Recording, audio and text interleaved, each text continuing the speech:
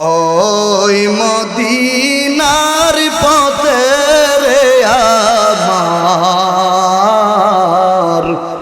ওই মদিনার পথে হিজরত করতে চলেছেন নবীজি, চলছে না দারাতে।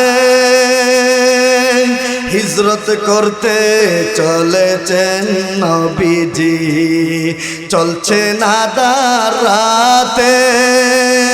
গৃহে তেরা কিয়া গেলেন, গৃহে তেরা কিয়া গেলেন হযরত আলী কে রে আমার,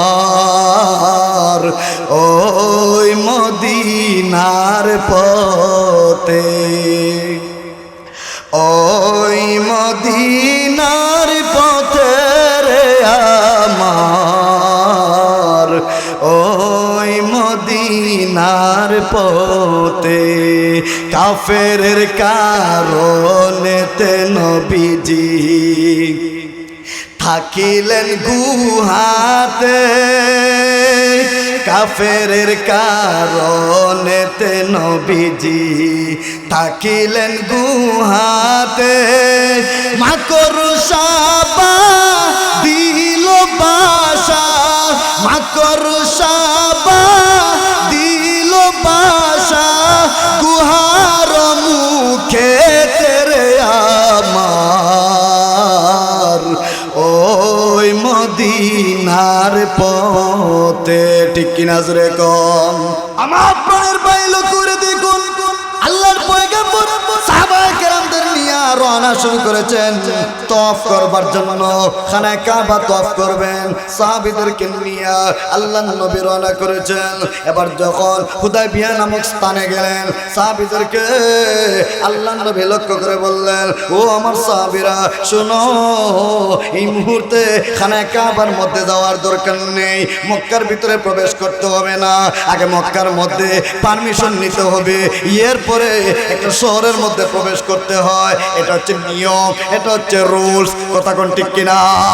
আল্লাহর পয়গম্বর সাহাবীদেরকে লক্ষ্য করে বললেন, ও সাহাবীরা শুনো, হুট করে মক্কার মধ্যে ঢোকার প্রয়োজন নাই, আগে মক্কার মানুষদেরকে অবগত করা হোক আমরা এসেছি, কিসের জন্য এসেছি, এই বিষয়টা মক্কার মানুষদেরকে আগে জানিয়ে দেওয়া হোক। এবার উমর কয়, নবী গো, তাইলে কাকে পাঠানো যায়? আমার মনে হয় আমার ভাই উসমানকে যদি মক্কার মধ্যে পাঠায় দেওয়া হয়, উসমানের কথা মক্কার বেঈমান কাফেররা খুব ভালো করে শুনবে। ওগো নবী, আমার ভাই উসমানকে পাঠিয়ে দেওয়া হয়, কারণ মক্কার এমন কোনো বেঈমান কাফের নাই যে মক্কার বেঈমান কাফেররা আমার ভাই উসমানের হালুয়া রুটি খেয়েছে।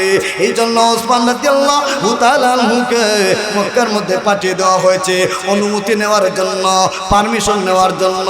আমার প্রাণের ভাই হযরত উসমান রাদিয়াল্লাহু তাআলা আনহু মক্কার মধ্যে প্রবেশ করলেন। প্রবেশ করা মাত্র মক্কার বেঈমান কাফেরগুলো হযরত উসমানকে লক্ষ্য করে বলে, ওরে উসমান, মনে হয় মদিনা থেকে তুমি একেবারে চলে এসেছো। ও উসমান, আমরা বলেছি মুহাম্মদের সঙ্গ নিও না, মুহাম্মদের তো নিজেরই কোনো পদ নাই, নিজেরই ক্ষমতা নাই। আরে উসমান, এবার এসেছো সব কিছু হারাইয়া পুনরায় আবার মক্কা এসেছো। এমনি উসমান রাদিয়াল্লাহু আনহু মক্কার বেঈমান কাফিরদেরকে লক্ষ্য করে বললেন, ও মক্কার মানুষেরা শুনো, আমি উসমান মক্কার মধ্যে থাকতে আসি নাই রে। ও মক্কার বেঈমান কাফিররা শুনো, আমার সঙ্গে আমার রাসূল এসেছেন হুদায়বিয়া নামক স্থানে। আল্লাহর নবী তোমাদের জন্য অপেক্ষা করতেছেন, তোমাদের কাছে একটা বিষয় অবগতি করবার জন্য এসেছি। মক্কার কাফেরেরা কয়, ওরে উসমান, কি অবগতি করবার জন্য এসেছো? এমনি উসমান কয়, ও মক্কার মানুষেরা শোনো, আমি এসেছি আল্লাহর পয়গম্বর সঙ্গে আরো সাহাবায়ে কেরামরা এসেছেন, আমরা আসছি বাইতুল্লাহ শরীফ তওয়াফ করবার জন্য, একটু খানায়ে কাবা তওয়াফ করব, তওয়াফ করে মক্কার মধ্যে আমরা থাকবো না, পুনরায় মদিনায় চলে যাব। মক্কার কাফেরেরা কয় এটা মামার বাড়ি আবদার নাকি আইলায় আর তফ করবার অনুমতি দিয়ে দিব এটা কি মামার বাড়ি আবদার যেমনি আছে এমনি যাও ফিরা দে বরঞ্চ উসমানকে আটকা রাখা দিল তুমি তাহো উসমানকে আটকা রাখছে মক্কার মধ্যে একটা সংবাদ ছড়াইয়া দিছে হুদায়বিয়া নামক স্থানে পর্যন্ত ওই সংবাদটা ছড়িয়ে পড়েছে উসমানকে তারা হত্যা করেছে এই নিউজটা যখন আল্লাহর পয়গম্বরের দরবারে পৌঁছে গেল আল্লাহর নবী সাহাবায়ে কেরামদেরকে লক্ষ্য করে বললেন ও সাহাবীরা শুনো আমার উসমানকে মক্কার মধ্যে পাঠিয়েছিলাম একটা কারণে যেন মক্কার মধ্যে থেকে অনুমতি নিতে পারে আমরা খানায় কাবা তওয়াফ করব কিন্তু মক্কার মানুষগুলো আমার উসমানকে যদি সত্যি সত্যি হত্যা করে থাকে আমি নবী ওয়াদা করলাম রে আমি উসমান হত্যার বদলা না নিয়ে মদিনায় ফিরব না আল্লাহর পয়গম্বর বলেন ও সাহাবীরা শুনো আমি রাসূল ওয়াদা করলাম রে উসমান যদি শহীদ হয়ে যায় উসমানের শাহাদাতের বদলা না নিয়া আমি রাসূল মদিনায় ফিরব না আল্লাহর পয়গম্বরের এমন দৃঢ় পরিকল্পনা দেখে সাহাবায়ে কেরামরা কয় নবী গো আপনি যেহেতু ওয়াদা করেছেন এখন নবী আমরা 1500 সাহাবায়ে কেরামরা আপনার হাতের উপরে হাত রেখে ওয়াদা করলাম আমাদের ভাই উসমানের বদলা না নিয়া আমরা কখনোই মক্কা থেকে মদিনায় ফিরব না মক্কার মধ্যে এখনোই শুরু হয়ে যাবে এমনি যখন সাহাবায়ে কেরামরা আল্লাহর পয়গম্বরের হাতের উপরে হাত রেখে ওয়াদা করেছে আমার আল্লাহ তাকায় দেখতেছেন আমার আল্লাহ এবার তার পয়গম্বরকে জানিয়ে দিলেন নবী আমার আপনার হাতের উপরে 1500 সাহাবায়ে কেরামের হাত 1500 সাহাবায়ে কেরামদের হাতের উপরে আপনি বিশ্ব নবীর হাত নবী গো আমি আল্লাহ জানায় দিলাম শুনেন আপনাদের এই প্রতিজ্ঞার মধ্যে আমি আল্লাহর কুদরতি হাত রেখে দিলাম আমার প্রাণের বাইরে করে দেখুন আল্লাহ নবী সবই যখন এরকম প্রতিজ্ঞা করেছেন এবার মক্কার বেঈমান কাফেরগুলো শুনতে পেয়েছে শোনার পরে মক্কার বেঈমানরা কয় হায় হায় রে সর্বনাশ এই মুসলমানেরা এরা জানতে পেরে গেছে এরা যদি 1500 মুসলমান যদি মক্কার মধ্যে ঢুকে আমাদের সাইজ করে ফেলবে এদেরকে চলানোর দরকার নাই আবার সমস্ত বেঈমান কাফেরেরা সত্যটা আল্লাহ নবীর সামনে উপস্থাপন করেছে উসমান শহীদ হয় নাই উসমানকে হত্যা করা হয় নাই আল্লাহর নবী বলেন ঠিক আছে উসমানকে যেহেতু হত্যা করা হয় নাই এবার আসো চুক্তির মধ্যে আসো আমরা মুসলমানেরা মদিনা থেকে এসেছি মক্কার মধ্যে তওয়াফ করবার জন্য এই পারমিশন তোমরা দাও নাকি এমনি মক্কার মানুষেরা কয় অসম্ভব মক্কার মধ্যে তোমাদেরকে ঢোকার জন্য দেওয়া হবে না আমার আপনার ভাই এমনি সাহাবায়ে কেরামরা বলেন না হতে পারে না আল্লাহর পয়গম্বরকে নিয়ে আজকে খানায় কাবা তওয়াফ করব এরপরে মদিনার দিকে যাব এর আগে মদিনা ছাড়ব না মক্কা ছেড়ে মদিনার দিকে যাব না কিন্তু মক্কার বেঈমানেরা কাফেরা কয় শোনো তাহলে একটা চুক্তির মধ্যে আসি একটা অঙ্গীকার নামার মধ্যে আসি একটা সন্ধি হয়ে যাক উভয়ের মধ্যে একটা সুলহ নামা হয়ে যাক এটা মানা হয়েছে প্রথম নম্বর শর্ত হয়েছে আল্লাহর পয়গম্বর যখন সুলহ নামার মধ্যে চুক্তি নামার মধ্যে আল্লাহর পয়গম্বর নিজের নামটা লিখলেন মুহাম্মদ সাল্লাল্লাহু আলাইহি ওয়াসাল্লামের পক্ষ থেকে মক্কার বেঈমান কাফিরদের সঙ্গে এরকম একটা সন্ধি হয়েছে আল্লাহর নবী যখন নিজের নামটা এই সন্ধি চুক্তি নামার মধ্যে উল্লেখ করেছেন মক্কার কাফেরেরা কয় সাল্লাল্লাহু আলাইহি ওয়াসাল্লাম মুহাম্মদুর রাসূলুল্লাহ এই শব্দটা কেটে ফেলা হোক রাসূলুল্লাহ মানতে রাজি না শুধু মুহাম্মদ থাকবে মুহাম্মদ ইবনে আব্দুল্লাহ এইটা আমরা মানতে রাজি রাসূলুল্লাহ এই শব্দ মানতে রাজি না মক্কার বেঈমান কাফেরেরা কয় এই নামটা কেটে ফেলা হোক যদি এই নামটা না কাটা হয় আমরা কখনোই চুক্তি করব না এই অঙ্গীকারের মধ্যে আমরা আবদ্ধ হব না এমনি সাহাবায়ে কেরামরা কয় নবী গো আপনার নাম এই কাগজ থেকে কাটা যাবে না আল্লাহর নবী বলেন ও সাহাবীরা শুনো আমি রাসূলের নাম একটা সাধারণ কাগজের টুকরা থেকে যদি মিটে যায় রে তাতে কিছু এমনটা আসে যায় না আগে চুক্তি শুরু হয়ে যায় সাহাবীরা কয় নবী আমার এই শব্দ কোনোভাবেই মানতে রাজি না আপনি রাসূলের নাম একটা কাগজের টুকরা থেকে মিটে যাবে আমরা সাহাবীরা এই মক্কার জমিনে মদিনার জমিনে বেঁচে থাকবো এটা হতে পারে না আল্লাহর নবী সাহাবীদেরকে লক্ষ্য করে বললেন ও সাহাবীরা শুনো আমি রাসূলের নাম একটা কাগজের টুকরা থেকে যদিও হারিয়ে যায় চায় তাতে কিছু আসে যায় না। তার কারণ হয়েছে, শোনো, আমি রসুলের নাম আল্লাহ এমন এমন জায়গার মধ্যে রেখে দিয়েছেন রে। হযরতে আদম পয়গম্বর ওনার কলিজার টুকরা শীষ পয়গম্বরকে লক্ষ্য করে বলেছেন, ও আমার কলিজার টুকরা সন্তান শীষ, শোনো, তুমি যদি আল্লাহর কাছে কোনো কিছু চাইতে চাও, মহান আল্লাহর কাছে যদি কোনো কিছু পেতে চাও, শোনো, মহান আল্লাহর সাথে চাওয়ার সময়, আল্লাহর কাছে কোনো কিছু পাওয়ার সময়, আখির জামানার পয়গাম্বর হযরত মুহাম্মদ রাসূলুল্লাহ সাল্লাল্লাহু আলাইহি ওয়াসাল্লামের নামটা উসিলা বানাইয়া তুমি আল্লাহর কাছে চাইবা। চাইতে দেরি হবে, মহান আল্লাহ তোমার দোয়া কবুল করতে দেরি করবেন না। মহান আল্লাহ পাক রব্বুল আলামিন তার হাবিবের নাম মুহাম্মদ সাল্লাল্লাহু আলাইহি ওয়াসাল্লাম আল্লাহ উল্লেখ করেছেন কোরআনের 5টা জায়গার মধ্যে। আল্লাহ তার হাবিবের নাম এইভাবে উল্লেখ করেছেন। আল্লাহ চাইলে তার হাবিবের নাম কোরআনের বিভিন্ন জায়গায় আল্লাহ জায়গায় জায়গায় আনতে পারতেন, কিন্তু আল্লাহ আনলেন না। কেন আল্লাহ আনলেন না? এরকমটা আল্লাহ কেন করেছেন? কারণ আল্লাহ তার হাবিবকে এত ভালোবাসেন, এত ইজ্জত সম্মান মর্যাদা আল্লাহ দান করেছেন। আল্লাহ চাইলেই তো কোরআনের বিভিন্ন জায়গায় তার রসুলের নাম আনতে পারতেন, কিন্তু আল্লাহ আনলেন না। এইটাই রসুলের ইজ্জত, এটা রসুলের সম্মান, রসুলের প্রতি আল্লাহর ভালোবাসা, রসুলের ইজ্জত সম্মান শান। আল্লাহ এত ইজ্জত শানওয়ালা নবীর নাম এই জন্য আনেন নাই। আমার প্রাণের বাইল করে দেখুন পবিত্র কুরআনুল কারীমের ভিতরে আল্লাহ তার আরো নবী রাসূলদের নাম আল্লাহ সম্বোধন করেছেন। পয়গম্বর মুসাকে আল্লাহ ইয়া মুসা বলে ডাক দিয়েছেন, ইয়া ঈসা বলে ডাক দিয়েছেন আমার ভাই, কিন্তু আল্লাহ তার হাবিবের নাম সরাসরি আল্লাহ এইভাবে আনেন নাই।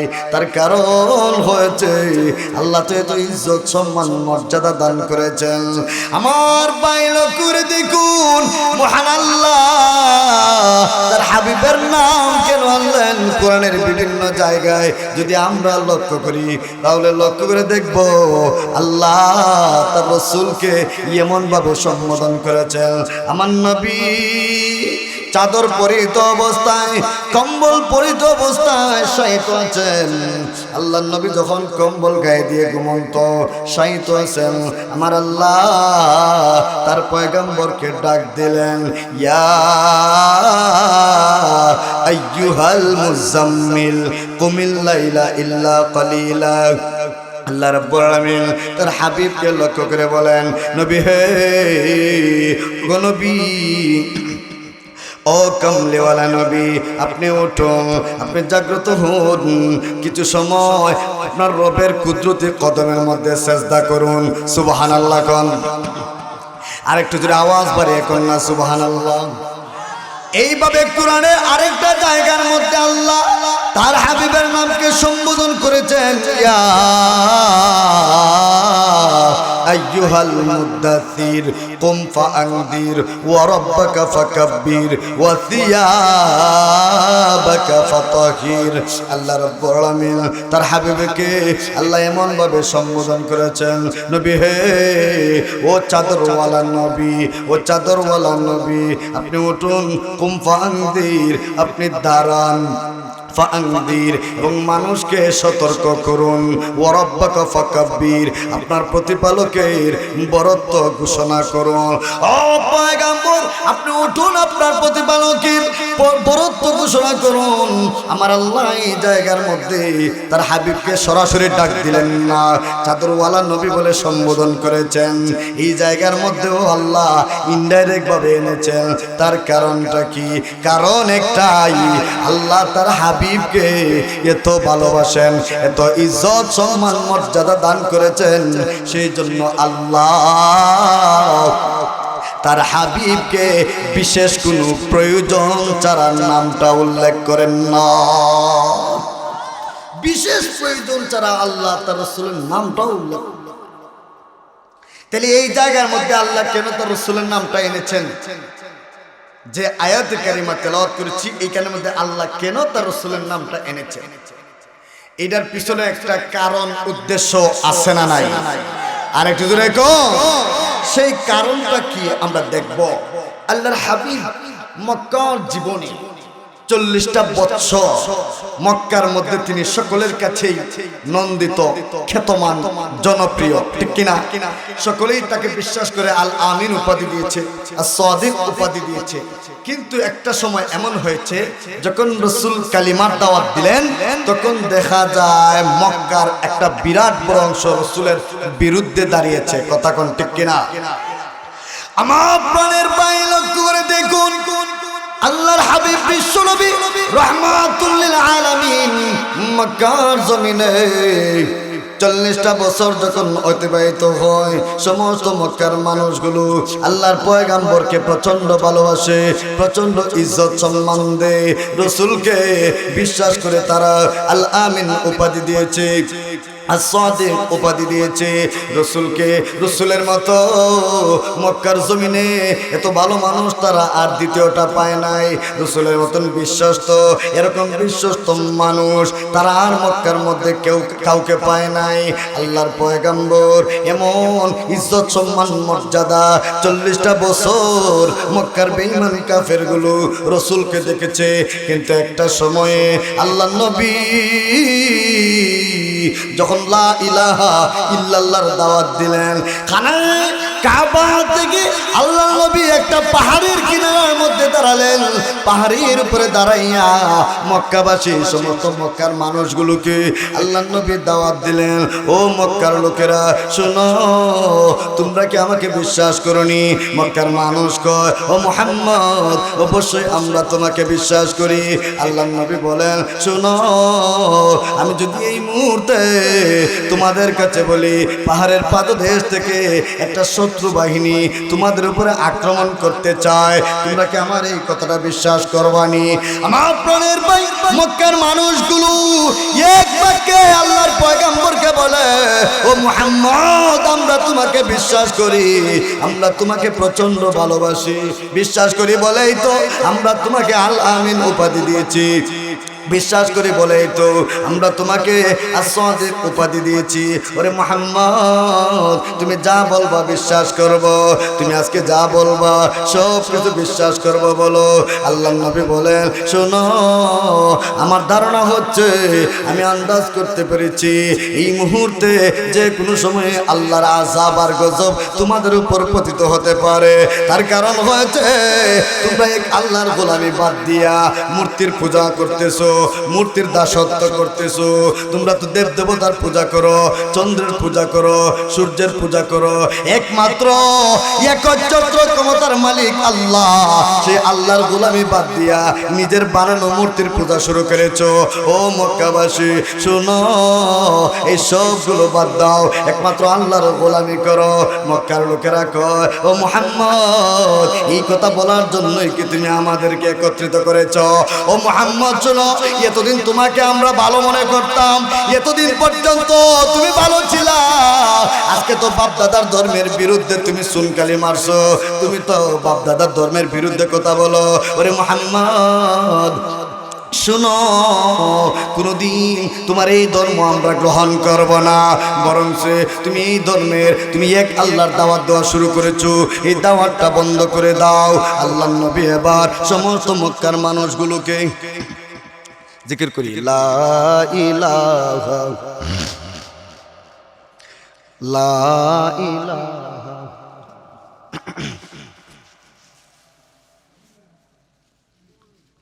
লা ইলাহা ইল্লাল্লাহ, লা ইলাহা। কষ্ট হচ্ছে আপনাদের? লা ইলাহা ইল্লাল্লাহ, লা ইলাহা, লা ইলাহা ইল্লাল্লাহ, লা ইলাহা ইল্লাল্লাহ, লা ইলাহা। জেনেটা আছে, জেনেটা আছে, জেনেটা আছে নাকি? আচ্ছা আচ্ছা আচ্ছা যাক। লা ইলাহা ইল্লাল্লাহ লা ইলাহা লা ইলাহা ইল্লাল্লাহ লা ইলাহা লা ইলাহা ইল্লাল্লাহ মুহাম্মাদুর রাসূলুল্লাহ লা ইলাহা ইল্লাল্লাহ মুহাম্মাদুর রাসূলুল্লাহ।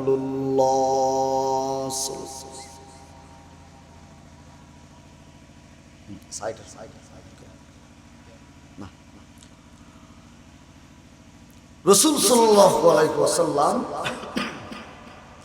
মক্কার মধ্যে যখন লা ইলাহা ইল্লাল্লাহ দাওয়াত দিলেন, তখন মক্কার মানুষগুলো রাসূলের বিরুদ্ধে গেছে, ঠিক কিনা? আমার প্রাণের ভাই লক্ষ্য করে শুনুন, আল্লাহর পয়গম্বরকে বিশ্ব নবী রাহমাতুল লিল আলামিনকে মক্কার মানুষগুলো কয়, ওরে মুহাম্মদ কি এক আল্লাহর দাওয়াত দাও, এই দাওয়াত বন্ধ করো। আমি আপনাদেরকে জিজ্ঞাসা করতে চাই, আল্লাহর হাবিব যে এক আল্লাহর দাওয়াত দেন, এক কালিমার দাওয়াত দিচ্ছেন, এটা নিজের পক্ষ থেকে নাকি আল্লাহর পক্ষ থেকে? আর একটু জোরে কোন। আমার আল্লাহ পারমিশন দিয়েছেন, আমার আল্লাহ ওই মিশন দিয়া পাঠিয়েছেন। নবী হে, গোটা দুনিয়ার মানুষের কাছে আপনি লা ইলাহা ইল্লাল্লাহর দাওয়াত প্রচার করে দেন। আপনাকে মক্কার বেঈমান কাফেরগুলো যদি জুলুম নির্যাতন করতে চায়, ওগো নবী আমি আল্লাহই তো আপনার জন্য যথেষ্ট। জোরে কোন ঠিক কিনা? আমার আল্লাহ তার হাবিবের জন্য যথেষ্ট। পৃথিবীর সমস্ত মানুষ যদি আপনার বিরুদ্ধে চলে যায়, আমি আল্লাহ আপনার পক্ষে আছি। মক্কার বেঈমান কাফেরগুলো আপনাকে ক্ষতি করতে পারবে না, কেননা আমি আল্লাহ আপনার সঙ্গে আছি। আর আল্লাহ যদি সঙ্গে থাকেন, কোনো চিন্তা করার দরকার নাই, ঠিক কিনা? আল্লাহ আমার রব, এই রবি আমার সব, ঠিক কিনা? আল্লাহ আমার রব, এই রবি আমার সব। আল্লাহ আমার রব, এই রবি আমার সব। দমে দমে তন মনে তারি অনুভব। আল্লাহ আমার রব, এই রবি আমার সব। আল্লাহ আমার রব, এই রবি আমার সব। তোমার দুনিয়াতে আমি যেদিকে তাকাই, অতই নিয়ামতে ডুবে আছি সবাই, ঠিক না? তোমার দুনিয়াতে আমি যেদিকে তাকাই, অতই নিয়ামতে ডুবে আছি সবাই। পাকালির কণ্ঠে শুনে তাসবিহ কলরব, তাসবিহ কলরব। আল্লাহ আমার রব, এই রবি আমার সব।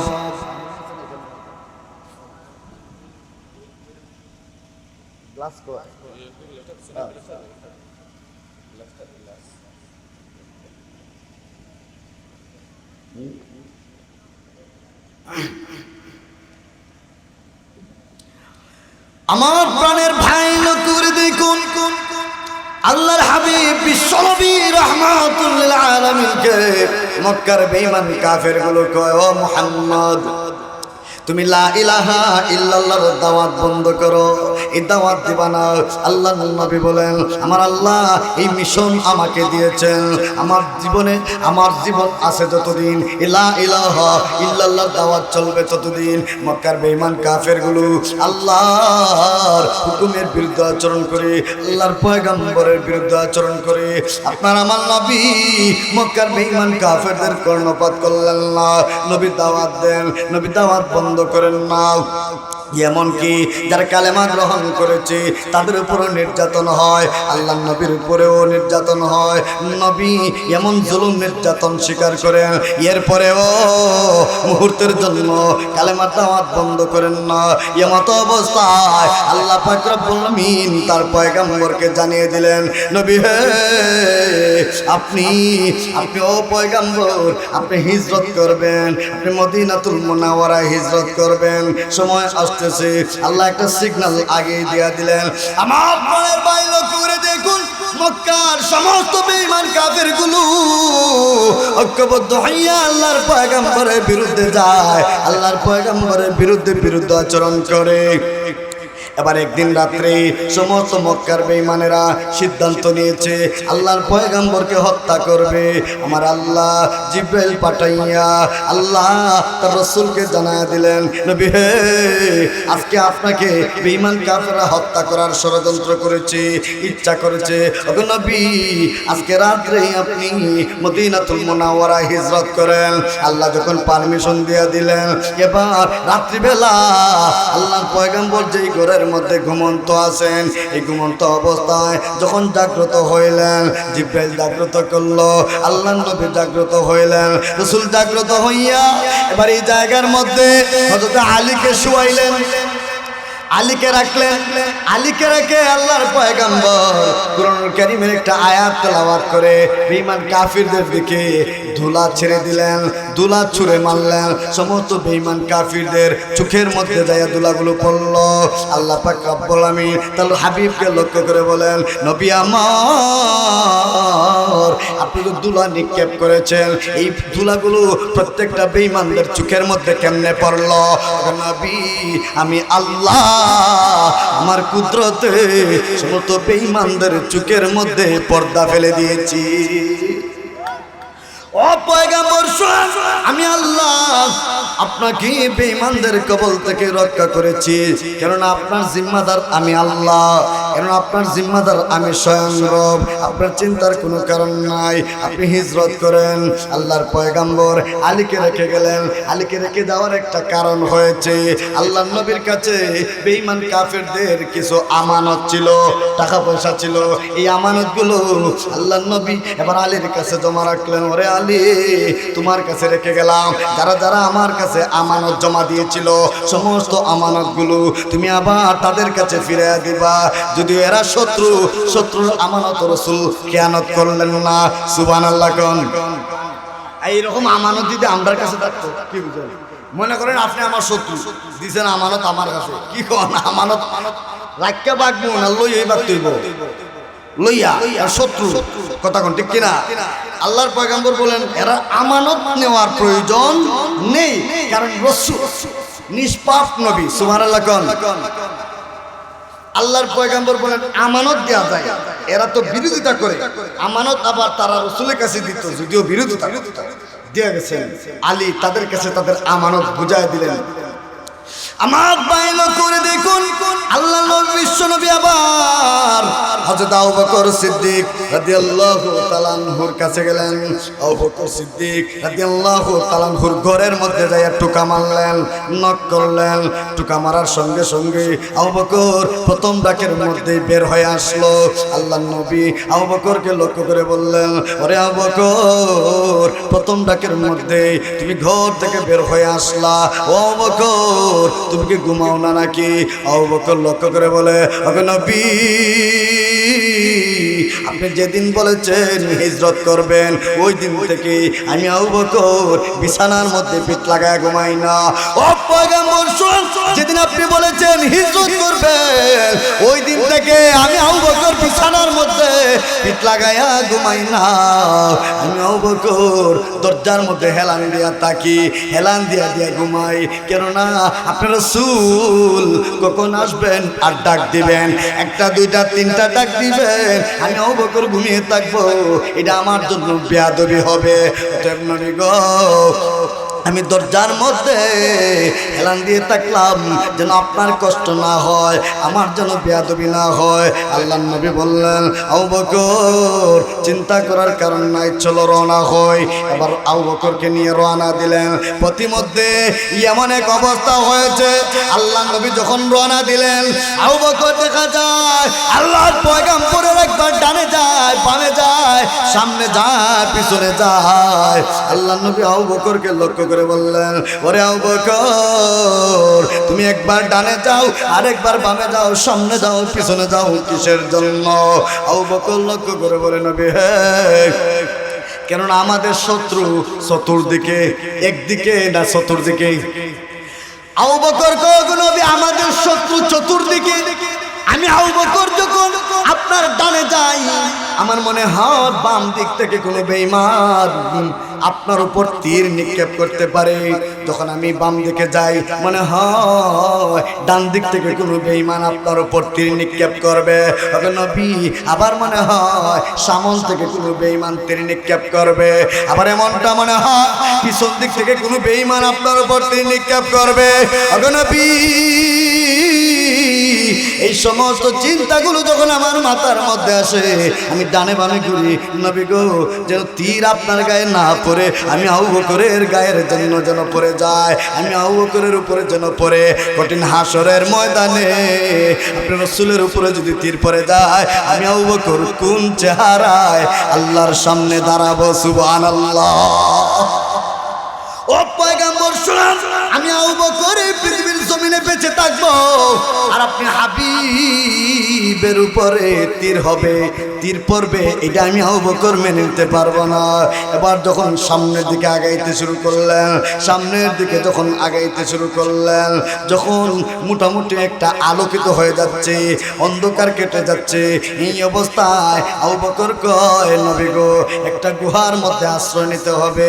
গুহার মধ্যে আশ্রয় নেওয়ার জন্য যখন রাসূল গুহার মধ্যে আশ্রয় নেবেন, আবু বকর কয়, ওগো নবী গুহার ভিতরে প্রবেশ করার আগে একটু চেক করে নেই, একটু চেক করে নেই গুহার ভিতরে কোনো কিছু আছে নাকি। গুহার ভিতরে আবু বকর ঢুকলেন। ঢুকার পরে গুহার ভিতরে যতগুলো ছিদ্র ছিল, প্রত্যেকটা ছিদ্র আবু বকর নিজের মাথার পাগড়ি খুলে ছিঁড়ে ছিঁড়ে ছিদ্রগুলো ঢেকে ফেলছে, কিন্তু একটা ছিদ্র বাকি আছে, কাপড়ে পোষায় নাই। আবু বকর আল্লাহর পয়গম্বরকে লক্ষ্য করে বলে, ওগো নবী আপনি আসুন, আপনি আসুন। আল্লাহর নবী বলেন, ওরে আবু বকর আমার একটু ঘুমাইতে হবে, তোমার রাতের মধ্যে আমি রাসূলের মাথা মুবারক রাখতে চাই। আল্লাহর পয়গম্বর আবু বকরের রাতের মধ্যে নিজের মাথা মুবারকটা রাখলেন, ঘুমিয়ে পড়েছেন। এমত অবস্থায় আবু বকরের একটা পা যে ছিদ্রের মধ্যে তিনি কাপড় রাখতে পারলেন না, ওই ছিদ্রের ভিতরে আবু বকর তার পা দিয়ে ঢেকে রেখেছে। এমত অবস্থায় ছিদ্রের ভিতর থেকে একটা সর্প আবু বকরের পায়ের মধ্যে সুবল দিল, দংশন করেছে। আবু বকরের পায়ের মধ্যে দিবেন একটা সাপ সুবল দিল। আবু বকর সাপের কামড়ের কারণে ব্যথায় ব্যথিত হইয়া ব্যথা সহ্য করতে পারতেছেন না। এই অবস্থায় আবু বকরের চোখ দিয়ে পানি পড়তেছে, কিন্তু চিৎকার করে আওয়াজও দিতে পারেন না, কেননা আল্লাহর পয়গম্বরের ঘুম ভেঙে যাবে। এই অবস্থায় যখন চোখ থেকে পানি ঝর্ণার মতন ঝরতে শুরু করেছে, আল্লাহর নবীর চেহারা মুবারকের মধ্যে যখন পড়ে গেছে, চেহারার মধ্যে পড়ে যাওয়ার কারণে আল্লাহর পয়গম্বরের ঘুম ভেঙে গেছে। নবী আবু বকরকে লক্ষ্য করে বললেন, ওরে আবু বকর তুমি কিসের জন্য কান্না করো? ও আবু বকর তুমি কিসের জন্য কান্না করো? আবু বকর তোমার কি বাড়ির কথা মনে হয়েছে? তোমার কি তোমার মেয়ের কথা মনে পড়েছে? তোমার কি সন্তানের কথা মনে পড়েছে? তোমার কি স্ত্রীর কথা মনে পড়েছে নাকি? এমনি আবু বকর লক্ষ্য করে বলে, ওগো নবী আমার সন্তান আমার স্ত্রী আপনার জন্য কুরবান হক। সুবহানাল্লাহ। ও পয়গম্বর শুনেন, আমি আবু বকর আপনাকে এত ভালোবাসি, নবী গো কেমনে বুঝাই? আমি আমার সন্তানের জন্য কান্না করি না, আমি আমার স্ত্রীর জন্য কান্না করি না, বাড়ির জন্য কান্না করি না, বাড়ির কথাও আমি মনে করি না। নবী গো, আপনি তো আমার রাতের মধ্যে মাথা মোবারকটাকে ঘুমাচ্ছিলেন, কিন্তু আমাকে একটা সাপ সুবল মেরেছে, কামড় দিয়েছে।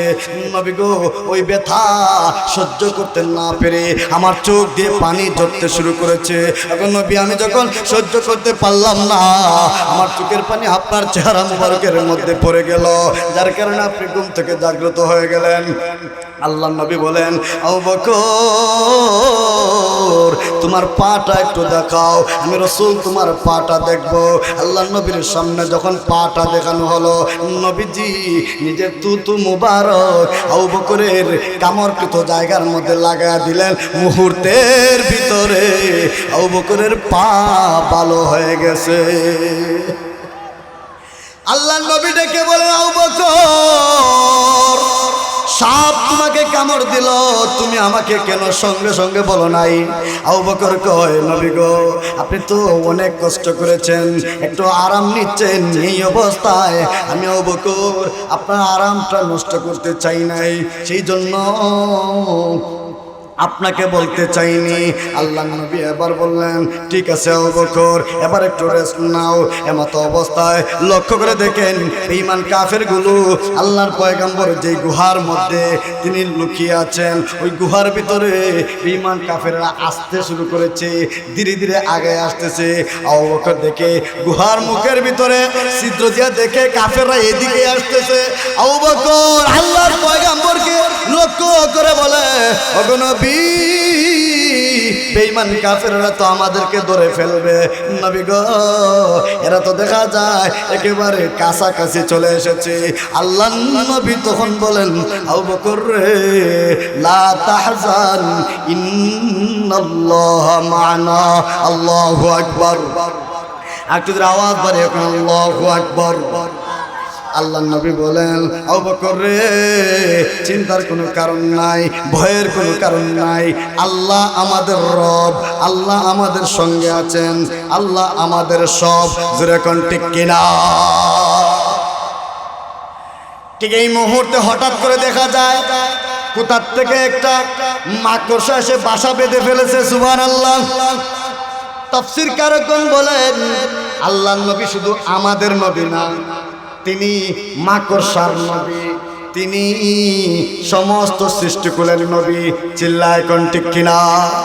আল্লাহর পয়গম্বর যখন গুহার ভিতরে আছেন, এমত অবস্থায় মাকড়সা বাসা বাঁধলো, কবুতরের ডিম পারলো।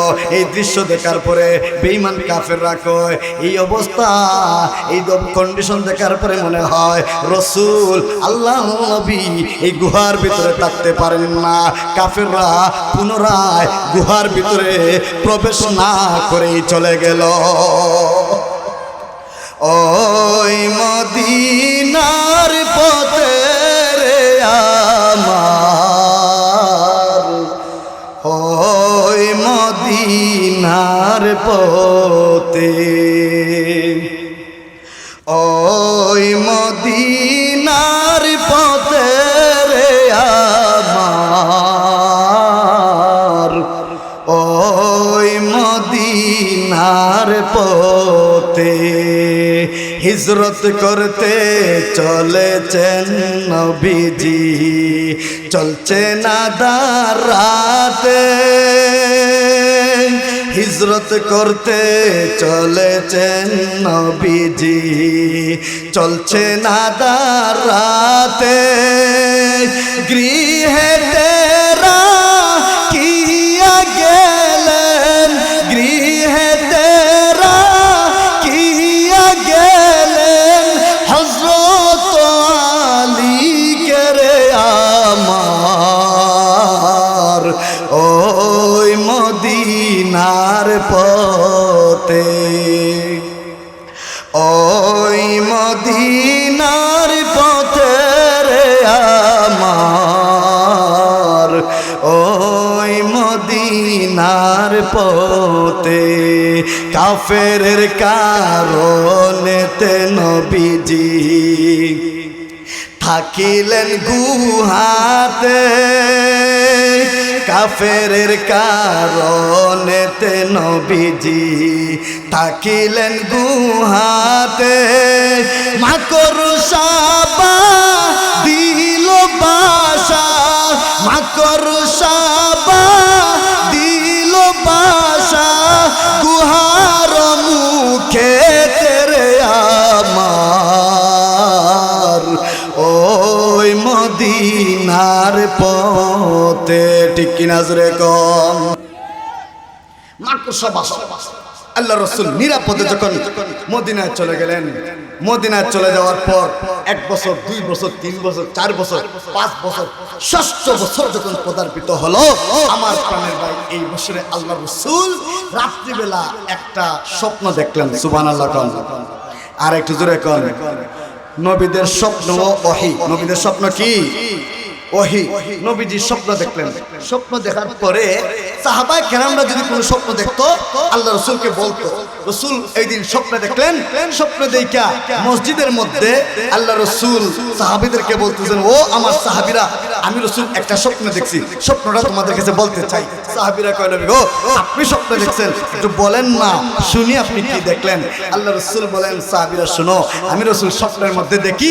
1500 সাহাবায়ে কেরামকে সঙ্গে নিয়ে বাইতুল্লাহ শরীফ গেছি তওয়াফ করবার জন্য সুবহানাল্লাহ 1500 সাহাবী নিয়ে আল্লাহ রাসূল গেছেন তওয়াফ করবার জন্য রাসূল স্বপ্ন দেখছেন সাহাবীরা কয় নবীজি আপনি স্বপ্ন দেখছেন আপনার স্বপ্ন মিথ্যা হতে পারে নবীদের স্বপ্ন মিথ্যা হতে পারে আমরা স্বপ্ন নবীরা স্বপ্ন কি সমান আমাদের স্বপ্ন এটা শুনলো নাই কথা কয় না সারাদিন বেড়া মাছ মারে ঘুমের মধ্যে গেছে গা রে ও কি গেছে গা ও না জাল থেকে মাছটা লাভ দিয়ে গেছে গা এটা স্বপ্নের মধ্যে লাভ দেওয়া কারণ সারাদিনই বেড়া মাছ মারা ছিল ঘুমের মধ্যে আটটা গেছে গা বউ কি গেছে গা ওই রে জালটা টান মারছিলাম চিপ জাল এর মধ্যে মাছ জালটা উঠবার আগে মাছটা নিয়ে লাভ দিয়ে তুমি মারে তো তুমি মাছ মারা না ঘুমো আসো কথা কয় না ঘুমো এটা ঘুমের মধ্যে দেখতেছো ওটা কি গেছে গা তাহলে সকল স্বপ্ন কি স্বপ্ন কিছু স্বপ্ন কল্পনা কথা কোন ঠিক কিনা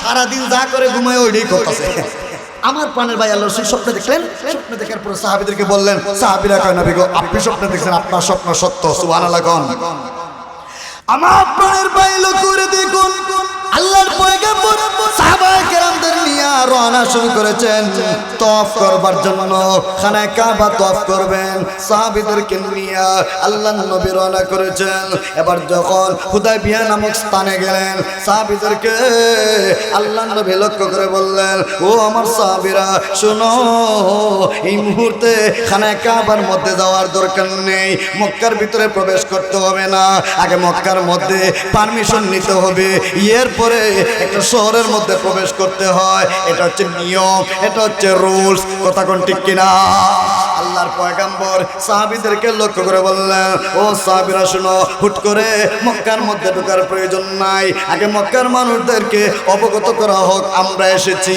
কিসের জন্য এসেছি এই বিষয়টা মক্কার মানুষদেরকে আগে জানিয়ে দেওয়া হোক এবার উমর কয় নবী গো তাইলে কাকে পাঠানো যায় আমার মনে হয় আমার ভাই উসমানকে যদি মক্কার মধ্যে পাঠায় দেওয়া হয় উসমানের কথা মক্কার বেঈমান কাফেররা খুব ভালো করে শুনবে ওগো নবী আমার ভাই উসমানকে পাঠিয়ে দেওয়া হয় কারণ মক্কার এমন কোনো বেঈমান কাফের নাই যে মক্কার বেঈমান কাফেররা আমার ভাই উসমানের হালুয়া রুটি খেয়েছে এই জন্য উসমান রাদিয়াল্লাহু তাআলা আনহুকে মক্কার মধ্যে পাঠিয়ে দেওয়া হয়েছে অনুমতি নেওয়ার জন্য পারমিশন নেওয়ার জন্য আমার প্রাণের ভাই হযরত উসমান রাদিয়াল্লাহু তাআলা আনহু মক্কার মধ্যে প্রবেশ করলেন প্রবেশ করা মাত্র মক্কার বেঈমান কাফেরগুলো হযরত উসমানকে লক্ষ্য করে বলে ওরে উসমান মনে হয় মদিনা থেকে তুমি একেবারে চলে এসেছো ও উসমান আমরা বলেছি মুহাম্মদের সঙ্গ নিও না মুহাম্মদের তো নিজেরই কোনো পথ নাই নিজেরই ক্ষমতা নাই আরে উসমান এবার এসেছো সব কিছু হারাইয়া পুনরায় আবার মক্কায় এসেছো এমনি উসমান রাদিয়াল্লাহু আনহু মক্কার বেঈমান কাফিরদেরকে লক্ষ্য করে বললেন ও মক্কার মানুষ মানুষেরা শুনো, আমি উসমান মক্কার মধ্যে থাকতে আসি নাই রে। ও মক্কার বেঈমান কাফেররা শুনো, আমার সঙ্গে আমার রাসূল এসেছেন হুদায়বিয়া নামক স্থানে। আল্লাহর নবী তোমাদের জন্য অপেক্ষা করতেছেন, তোমাদের কাছে একটা বিষয় অবগত করবার জন্য এসেছি। মক্কার কাফেরেরা কয়, ওরে উসমান কি অবগত করবার জন্য এসেছো? এমনি উসমান কয়, ও মক্কার মানুষেরা শোনো, আমি এসেছি আল্লাহর পয়গম্বর সঙ্গে আরো সাহাবায়ে কেরামরা এসেছেন। আমরা আসছি বাইতুল্লাহ শরীফ তওয়াফ করবার জন্য, একটু খানায় কাবা তওয়াফ করব, তওয়াফ করে মক্কার মধ্যে আমরা থাকবো না, পুনরায় মদিনায় চলে যাব। মক্কার কাফেরেরা কয়, এটা মামার বাড়ি আবদার নাকি? আইলায় আর তফ করবার অনুমতি দিয়ে দিব, এটা কি মামার বাড়ি আবদার? যেমনি আসো এমনি যাও, ফিরা দে। বরঞ্চ উসমানকে আটকা রেখা দিল। তুমি তাহো, উসমানকে আটকা রাখছে। মক্কার মধ্যে একটা সংবাদ ছড়াইয়া দিছে, হুদায়বিয়া নামক স্থানে পর্যন্ত ওই সংবাদটা ছড়িয়ে পড়েছে, উসমানকে তারা হত্যা করেছে। এই নিউজটা যখন আল্লাহর পয়গম্বরের দরবারে পৌঁছে গেল, আল্লাহর নবী সাহাবায়ে কেরামদেরকে লক্ষ্য করে বললেন, ও সাহাবীরা শুনো, আমার উসমানকে মক্কার মধ্যে পাঠিয়েছিলাম একটা কারণে, যেন মক্কার মধ্যে থেকে অনুমতি নিতে পারে, আমরা খানায় কাবা তওয়াফ করব। কিন্তু মক্কার মানুষগুলো আমার উসমানকে যদি সত্যি হত্যা করে থাকে, আমি নবী ওয়াদা করলাম রে, আমি উসমান হত্যার বদলা না নিয়ে মদিনায় ফিরব না। আল্লাহর পয়গম্বর বলেন, ও সাহাবীরা শুনো, আমি রাসূল ওয়াদা করলাম রে, উসমান যদি শহীদ হয়ে যায়, উসমানের শাহাদাতের বদলা না নিয়া আমি রাসূল মদিনায় ফিরব না। আল্লাহর পয়গম্বরের এমন দৃঢ় পরিকল্পনা দেখে সাহাবায়ে কেরামরা কয়, নবী গো, আপনি যেহেতু ওয়াদা করেছেন, এখন নবী আমরা 15 সাহাবায়ে কেরামরা আপনার হাতের উপরে হাত রেখে ওয়াদা করলাম, আমাদের ভাই উসমানের বদলা না নিয়া আমরা কখনোই মক্কা থেকে মদিনায় ফিরব না। মক্কার মধ্যে এখনোই শুরু হয়ে যাবে। এমনি যখন সাহাবায়ে কেরামরা আল্লাহর পয়গম্বরের হাতের উপরে হাত রেখে ওয়াদা করেছে, আমার আল্লাহ তাকায় দেখতেছেন। আমার আল্লাহ এবার তার পয়গম্বরকে জানিয়ে দিলেন, নবী আমার আপনার হাতের উপরে 15 সাহাবায়ে কেরামের হাত, 15 সাহাবায়ে কেরামদের হাতের উপরে আপনি বিশ্ব নবীর হাত। নবী গো, আমি আল্লাহ জানায় দিলাম, শুনেন, আপনাদের এই প্রতিজ্ঞার মধ্যে আমি আল্লাহর কুদরতি হাত রেখে দিলাম। আমার প্রাণের বাইরে করে দেখুন, আল্লাহ নবী যখন এরকম প্রতিজ্ঞা করেছেন, এবার মক্কার বেঈমান কাফেরগুলো শুনতে পেয়েছে। শোনার পরে মক্কার বেঈমানরা কয়, হায় হায় রে সর্বনাশ, এই মুসলমানেরা এরা জানতে পেরে গেছে, এরা যদি 1500 মুসলমান যদি মক্কার মধ্যে ঢুকে আমাদের সাইজ করে ফেলবে, এদেরকে চলানোর দরকার নাই। এবার সমস্ত বেঈমান কাফেরেরা সত্যটা আল্লাহ নবীর সামনে উপস্থাপন করেছে, উসমান শহীদ হয় নাই, উসমানকে হত্যা করা হয় নাই। আল্লাহ নবী বলেন, ঠিক আছে, উসমানকে যেহেতু হত্যা করা হয় নাই, এবার আসো চুক্তির মধ্যে আসো, আমরা মুসলমানেরা মদিনা থেকে এসেছি মক্কার মধ্যে তওয়াফ করবার জন্য, এই পারমিশন তোমরা দাও নাকি? এমনি মক্কার মানুষেরা কয়, অসম্ভব, মক্কার মধ্যে তোমাদেরকে ঢোকার জন্য দেওয়া হবে না। আমার প্রাণের ভাই এমনি সাহাবায়ে কেরামরা বলেন, না, হতে পারে না, আল্লাহর পয়গম্বরকে নিয়ে আজকে খানায় কাবা তওয়াফ করব, এরপরে মদিনার দিকে যাব, এর আগে মদিনা ছাড়বো না, মক্কা ছেড়ে মদিনার দিকে যাব না। কিন্তু মক্কার বেঈমানেরা কাফেরা কয়, শোনো, তাহলে একটা চুক্তির মধ্যে আসি, একটা অঙ্গীকার নামার মধ্যে আসি, একটা সন্ধি হয়ে যাক, উভয়ের মধ্যে একটা সুলহ নামা হয়ে যাক। এটা মানা হয়েছে। প্রথম নম্বর শর্ত হয়েছে, আল্লাহর পয়গম্বর যখন সুলহ নামার মধ্যে, চুক্তি নামার মধ্যে আল্লাহর পয়গম্বর নিজের নামটা লিখলেন, মুহাম্মদ সাল্লাল্লাহু আলাইহি ওয়াসাল্লামের পক্ষ থেকে মক্কার বেঈমান কাফিরদের সঙ্গে এরকম একটা সন্ধি হয়েছে। আল্লাহর নবী যখন নিজের নামটা এই সন্ধি চুক্তিনামার মধ্যে উল্লেখ করেছে, মক্কার কাফেরেরা কয়, সাল্লাল্লাহু আলাইহি ওয়াসাল্লাম মুহাম্মদুর রাসূলুল্লাহ, এই শব্দটা কেটে ফেলা হোক, রাসূলুল্লাহ মানতে রাজি না, শুধু মুহাম্মদ থাকবে, মুহাম্মদ ইবনে আব্দুল্লাহ, এটা আমরা মানতে রাজি, রাসূলুল্লাহ এই শব্দ মানতে রাজি না। মক্কার বেঈমান কাফেররা রাখো এই নামটা কেটে ফেলা হোক। যদি এই নামটা না কাটা হয় আমরা কখনোই চুক্তি করব না, এই অঙ্গীকারের মধ্যে আমরা আবদ্ধ হব না। এমনি সাহাবায়ে কেরামরা কয় নবী গো আপনার নাম এই কাগজ থেকে কাটা যাবে না। আল্লাহর নবী বলেন ও সাহাবীরা শুনো, আমি রাসূলের নাম একটা সাধারণ কাগজের টুকরা থেকে যদি মিটে যায় রে তাতে কিছু এমনটা আসে যায় না, আগে চুক্তি শুরু হয়ে যায়। সাহাবীরা কয় নবী আমার এই শর্ত কোনোভাবেই মানতে রাজি না, আপনি রাসূলের নাম একটা কাগজের টুকরা থেকে মিটে যাবে, আমরা সাহাবীরা এই মক্কার জমিনে মদিনার জমিনে বেঁচে থাকবো, এটা হতে পারে না। আল্লাহর নবী সাহাবীদেরকে লক্ষ্য করে বললেন ও সাহাবীরা শুনো, আমি রাসূলের নাম একটা কাগজের টুকরা থেকে যদিও হারিয়ে যায় তাতে কিছু আসে যায় না, তার কারণ হয়েছে শুনো আমি রাসূলের নাম আল্লাহ এমন এমন জায়গার মধ্যে রেখে দিয়েছেন রে। হযরত আদম পয়গম্বর ওনার কলিজার টুকরা শীষ পয়গম্বরকে লক্ষ্য করে বলেছেন ও আমার কলিজার টুকরা সন্তান শীষ, শোনো তুমি যদি আল্লাহর কাছে কোনো কিছু চাইতে চাও, মহান আল্লাহর কাছে যদি কোনো কিছু পেতে চাও, শোনো মহান আল্লাহর সাথে চাওয়ার সময়, আল্লাহর কাছে কোনো কিছু পাওয়ার সময় আখির জামানার পয়গাম্বর হযরত মুহাম্মদ রাসূলুল্লাহ সাল্লাল্লাহু আলাইহি ওয়াসাল্লামের নামটা উসিলা বানাইয়া তুমি আল্লাহর কাছে চাইবা, চাইতে দেরি হবে মহান আল্লাহ তোমার দোয়া কবুল করতে দেরি করবেন না। আমার প্রাণের ভাই আল্লাহর হাবিব বলেন ও সাহাবীরা শুনো, আদম পয়গম্বর জান্নাত থেকে যখন বের হয়ে আসেন আদম পয়গম্বর নিজেই বলেন জান্নাতের মধ্যে আমি ছিলাম, জান্নাতের গেটের মধ্যে আল্লাহর নামের সঙ্গে রাসূলের নাম লেখা পেয়েছি। অতএব সাহাবীরা রে আমি রাসূলের নাম একটা কাগজের টুকরা থেকে কেটে গেলে এমন কি হয়েছে, আমি রাসূলের নাম জান্নাতের গেটের মধ্যে আছে, আমি রাসূলের নাম জান্নাতের বিল্ডিং এর মধ্যে আছে, আমি রাসূলের নাম জান্নাতের দরজা জানালার মধ্যে আছে। শুধু তাই নয় রে, আল্লাহর রাসূলের নাম আজানের মধ্যে রয়েছে, দুরুদের মধ্যে রয়েছে, রাসূলের নাম নামাজের মধ্যে রয়েছে। শুধু তা নয়, মহান আল্লাহ তার হাবিবের নাম কুরআনের মধ্যে দেও দিয়া দিছে।